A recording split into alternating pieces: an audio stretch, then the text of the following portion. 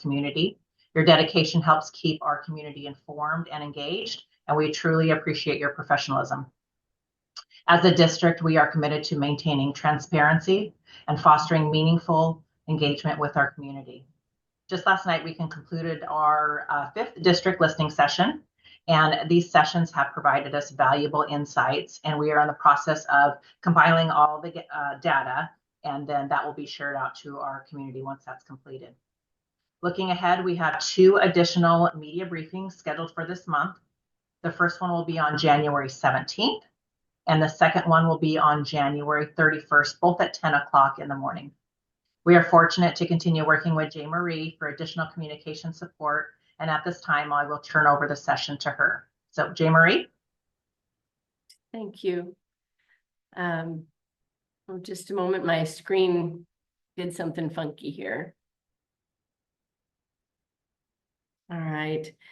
Well, friends, before we open it up for questions, I want to just share a few bits of information to get us started, and then we will turn the rest of our time together over to your questions. So the primary purpose for our briefing here today is to discuss the announcement of the timeline towards the conclusion of Dr. Webb's service as the acting superintendent. And I want to also frame what we'll be doing for those next 2 media briefings as well.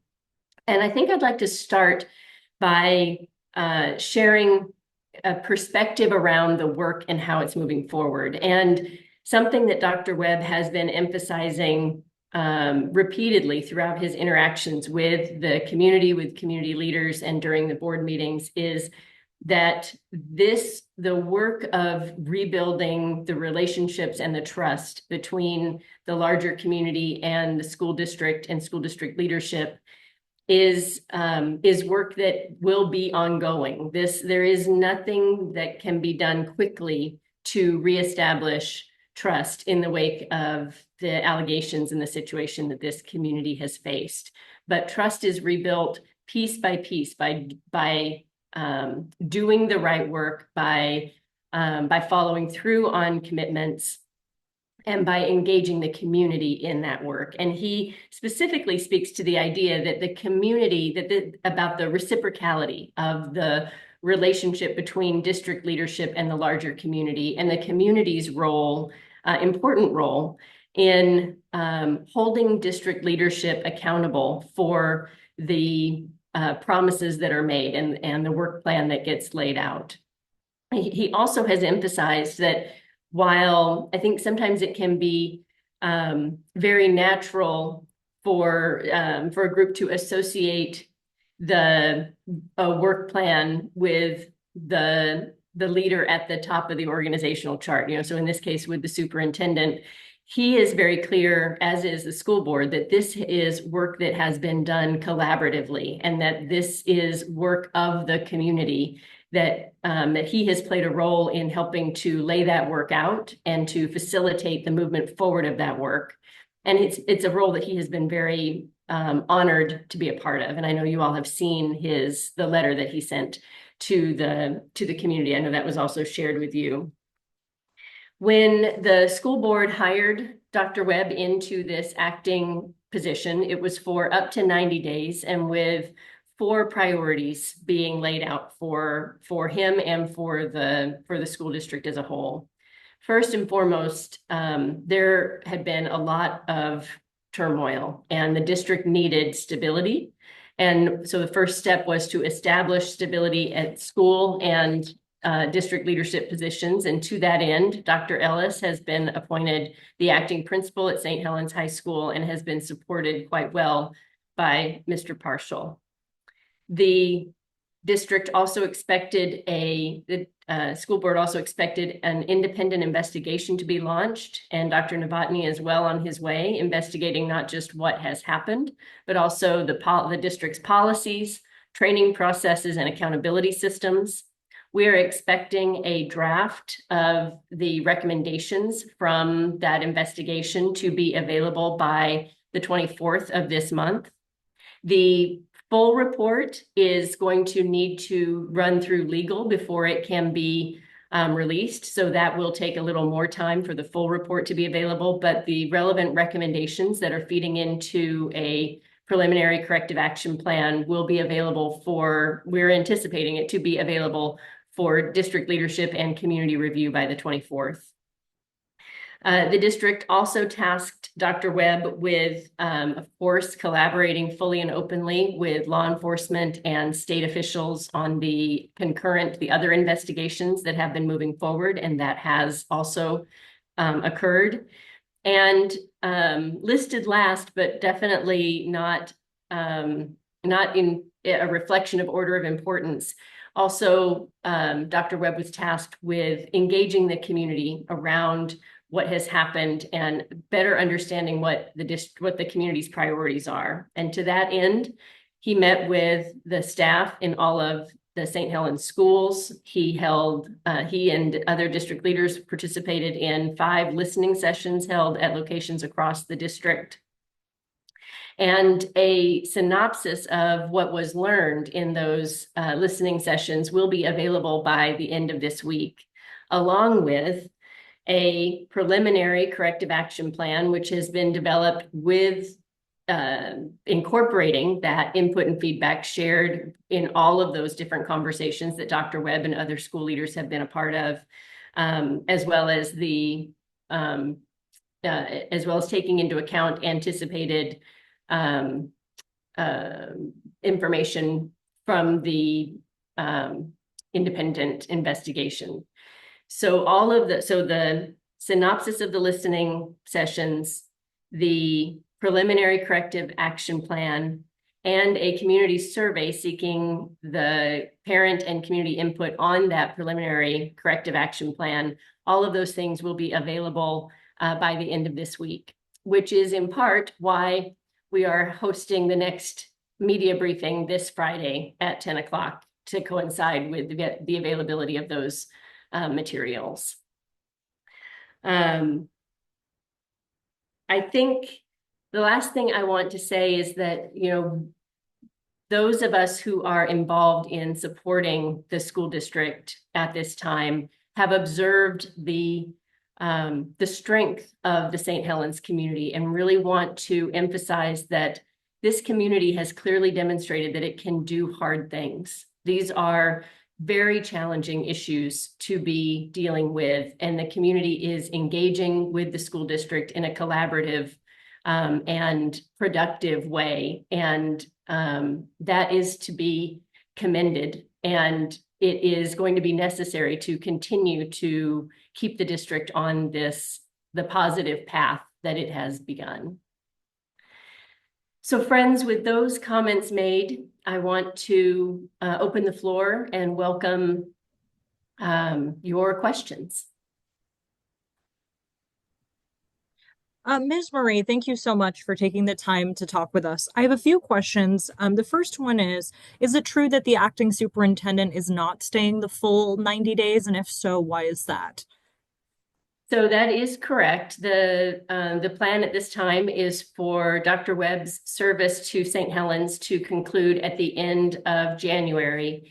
And the reason for that is that really those 4 initial action steps that the school board requested or expected of him are well underway. And so, as the district leaders think about the work ahead of them, this really essentially represents phase 1 of the work of recovering from the situation in front of them.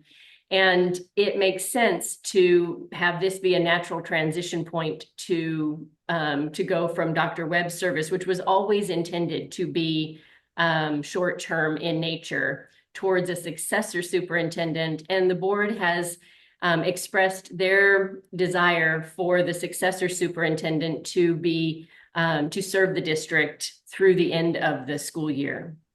So it just was a natural transition point. Yeah, and parents were a little concerned about transparency. So why procure a third-party investigator through the district's own law firm? That is a standard practice because the law firms have connections they know who are good investigators with strong reputations and the experience and skills necessary to conduct an investigation of the complexity and depth that was necessary, given the allegations involved. But don't they have a vested interest in Canby, protecting? last question, we're going to go on to the next person. I have lots of hands raised. Okay, Go ahead I'm and sorry, finish that question, and we'll go on to the next one. I heard two people speak at the same time, so I'm sorry. I was telling Canby, go ahead and finish that question, and then we're going to move on. Okay. Oh, like finish my question? Yes, please go ahead and repeat it. Yes, I'm so sorry, Canby. Yes, next. That's okay. Thank you. But doesn't the law firm have a vested interest in protecting the district? So doesn't that not necessarily look good to parents?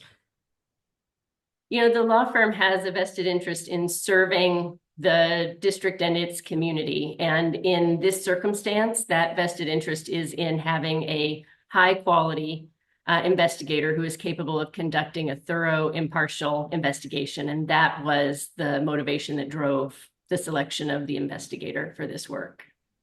Okay. Thank you so much. I have Joelle, Ezra, and Kaylin. So Joelle. Thank you so much for taking questions. I was speaking with parents. I just want to confirm that this early departure of Dr. Stephen Webb has nothing to do with the ongoing investigation facing Vancouver Public Schools, where he was formerly a superintendent. That is correct. There is no external influence on the timing of Dr. Webb's departure, there is no external influence on the timing of Dr. Webb's departure. He is bringing this phase one of the work to a close, and it creates the natural and appropriate transition time for the successor superintendent to pick up not only the work of seeing the implementation of the corrective action plan forward, but also the routine business of the district. You know, while these important matters have been moving forward, there also is the routine action of attending to the leadership and education of the students in St. Helens schools. And so as we look to the spring and moving towards the end of the school year, there is budget planning that needs to be done, and that is a long-term process that it is better to have a single leader at the helm from beginning to end of that process. There also is programmatic and staffing planning that needs to take place. And so this is the better time for a transition from the initial leadership of Dr. Webb to the successor superintendent who will carry the district's leadership needs through to the end of the school year. Thank you, Joelle. Ezra? Yeah, hi, thanks for taking the questions. My only question is, Dr. Webb said right from the beginning that he would be providing transparency and talking with the media in these briefings. He hasn't shown up here once. He said in the letter today that he has spoken with the media. He hasn't spoken with us once. Why hasn't he made himself available to the media?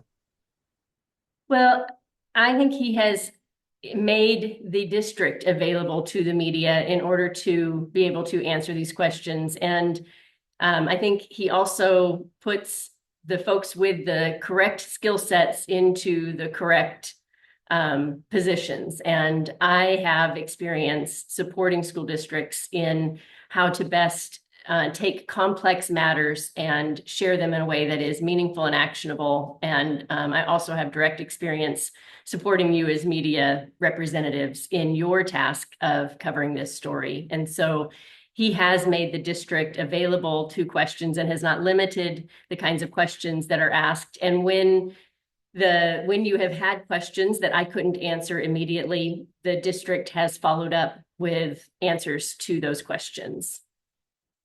I understand that. I'm just going to quote from the letter that he signed that he sent to the community. He said, "I also held multiple media briefings to provide timely updates and ensure transparency." He hasn't. Well, he has scheduled and expressed the expectation that we would, as a district, that Stacy and I, as the communications leads for this work, would be available, transparent, and responsive. And that, as superintendent, delegation is in part his responsibility, and he has done that by making us available to you. Yeah, I understand. And I'll just wrap up with this. I think, would it be possible for him to make himself available to the media? Uh, I understand what you're saying. He stated to his own community using the word I, that he has been available to the media. And as I said, he has not. Is it going to be possible for him to address the media before his time with St. Helens comes to a close? I cannot answer that for him, but we'll certainly pass that question along. Thank Thank you. you, Ezra. I have Kaylin, and then I'll have Joelle again and Tanvi. Hey there. Yeah, so you've made it sound as though it was the plan all along for him to depart at this time, but his contract says that he was to be here until the end of February or until an interim superintendent was appointed, whichever came first. So I'm wondering what prompted this change from the original terms. This is within the original terms. I think there was the contract was written with enough room to be able to complete the 4 tasks, and it wasn't necessarily known up front as things were still emerging, how much time it would take to be able to complete those tasks. So there was a window of time framed out within the contract to allow for that, but there was not an expectation that he would stay for a specific number of days. The expectations between the school board and him were related to the tasks that needed to be accomplished rather than to specifically the number of days it would take to accomplish those tasks. So we have reached that space where by the end of this month, those initial phase 1 tasks will have been completed, and it will be appropriate to identify the successor superintendent who can carry the district through to the end of the school year. Gotcha. But the end of February was specified in the contract. So can you kind of speak to why there's a change? I mean, it's not exactly. I mean, the district is going to be without a superintendent now for a little bit. No. So the intention with the school board. So tomorrow night, the school board will be having a planning session, and they will be working with Human Capital Enterprises, which is an HR consulting firm with a depth of experience around superintendent searches. And Human Capital Enterprises has offered their services very generously pro bono to support the school board in the process related to the search and identification of the next superintendent. And the plan is to have that next superintendent in place for the handoff from Dr. Webb to the successor. And, the other thing I haven't spoken to yet is that Dr. Webb isn't, disappearing at the end of this phase 1 work. He has made himself available to continue to provide guidance and collaboration and leadership support to the successor superintendent to help ensure a smooth transition from his leadership to the next. Thank you, Kaylin. Joelle, Tanvi, and Ezra. So we mentioned the contract. Will he be paid for the entirety of his contract through February? Will he be paid for that final month? No, he will be paid for the time that he serves. Thank you, Tanvi, and then Ezra. My first question is, why are we doing this on Zoom and not in person so we can really get access? This is this is a convenient way for all of us to be able to engage in this conversation and to be able to schedule it in advance and to be respectful of the time that the district staff have. Because one of the aspects of all of this is that this issue has arisen in a relatively small community in a district that has limited staffing and capacity, which is in part why I'm here helping to support Stacy as well. And in addition to doing this work to support the media transparency, she also engages in public records requests and all of the other routine communications of the district. So we are seeking to balance being available to you to be able to answer the questions that are on your mind, while also being careful and respectful of the time that's available for staff. Well, it seemed like the Zoom meeting started once us reporters really started asking the tough questions. Was this a way to limit our access at all? No.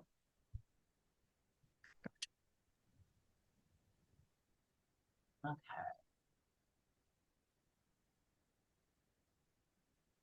I have Tambry, Ezra, and Kaylin with their hands raised. I have about 9 minutes left.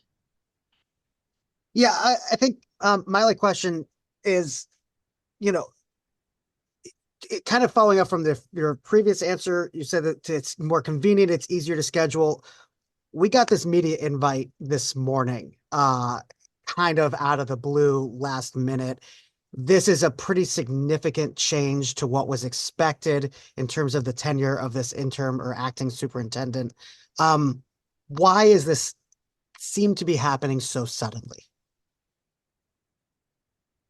I think we wanted to be able to give you this opportunity to have this Q&A time in advance of the board meeting tomorrow, where this will certainly be a topic of conversation. So we were looking to give you a heads up as opposed to having you learn about it through the board announcement and the conversation that'll be happening at the board meeting tomorrow. And I guess okay, all right, that's all right. Kaylin, did you still have your hand raised? Yeah, I have one more question. Was Webb able to get all the licensing that he needed in order to be the superintendent here? He does. So he at this time is operating under the 90-day initial superintendent licensure. That's I just lost the word, reciprocal between Washington and Oregon. So he has the initial permission of the state of Oregon to be doing this work. He does not have a piece of paper in hand because that is still in process, but he does have the appropriate credentialing and authorization to be acting as a superintendent in this circumstance. We have time to maybe take one more question. Does anybody have a question? Let's see if they... I could ask. Oh, I'm sorry. I was watching for hands raised. I'm so sorry, Tanvi. That's why I didn't mean to cut you off earlier. I was going off of hands raised. I'm so sorry. That's okay. Let's get you both in real quick. All right. Well, parents have said that they don't trust the school board, and the school board hasn't answered our direct questions to them. Why let them pick the next superintendent? It is the school board's job. That is, there's a short list of the tasks that are specifically within school board purview, and setting policy and budget would be examples of their role, and selecting and supervising the school superintendent is also part of their job as school board members. They will be ably assisted by Human Capital Enterprises. I personally have worked with some of the staff at Human Capital Enterprises in the past, and so I have seen the quality of their work. They are thoughtful, they are well known in educational leadership circles, and they are certainly qualified to help support the school board in identifying candidates for the successor superintendent. Joelle, did you still have your hand raised? I did. I'm not sure if you guys can answer this question, but it is one that I've been posing. So I'm considering a lot has shifted since I asked the question last. I figure now ask it. So, court records, the new court records involving Eric Stearns suggest that the timeline for some of these allegations could go up to January 1st of this year. I know currently on the district's Responding to Controversy website, it lists that you guys received no additional complaints about Stearns while he was allowed to teach for more than a month after police had notified the district of the investigation. Is that still the case? Does the district have no new reports? I'm just trying to figure out that timeline, because it seems like neither the district nor police are willing to comment on that discrepancy in that timeline. I appreciate your concern around those details and timelines. I think that is of interest, and I think it is relevant to the ongoing investigations. At this point, I cannot, first of all, I don't have any additional information about where the investigation is going. I don't have any insider information on that. But even if I did, that it is really important to the ultimate trust in the outcome of the investigations, that we allow them to run their full course and then dig into what is found once those reports are available. So that, I am quite confident, is going to be part of what is looked at through the investigative process, but I don't have any additional details to be able to share with you about that at this point. But I sure do understand why you are asking that question. I also asked just because I'm wondering if that's now not intentional misinformation on the website. If you guys don't know if there are additional reports that have been received, if you can't speak to it, why not remove that part from the website? You know, we can take a look at the website and make sure that there's nothing that is unintentionally misleading, but I can assure you 100% there has been no effort to in any way indicate anything that is not substantiated by evidence. And there's also been we have been really, our intentions are to remain neutral until the results of the investigations are made public, so that there's nothing to like read between the lines on that front. You know, our intentions are consistent from leadership guidance right on through Stacy's and my efforts. You know, sometimes there can be issues where in trying to write about complicated things, you know, subtle differences in word choices can have different implications. And so if that has been the case, we will look to make any corrections that might be necessary, but there were never any intentions to imply an extra layer of information beyond what's up there. Correct. Thank you, Joel. I appreciate that. If you have additional questions that weren't addressed in today's briefing, feel free to email me. Once again, thank you for being here and for your time. We have 2 more upcoming media briefings on the 17th and the 31st, both at 10. And I will send details as soon as I have them with links. So have a great rest of your day. Thank you. Oh, well, friends, thank you.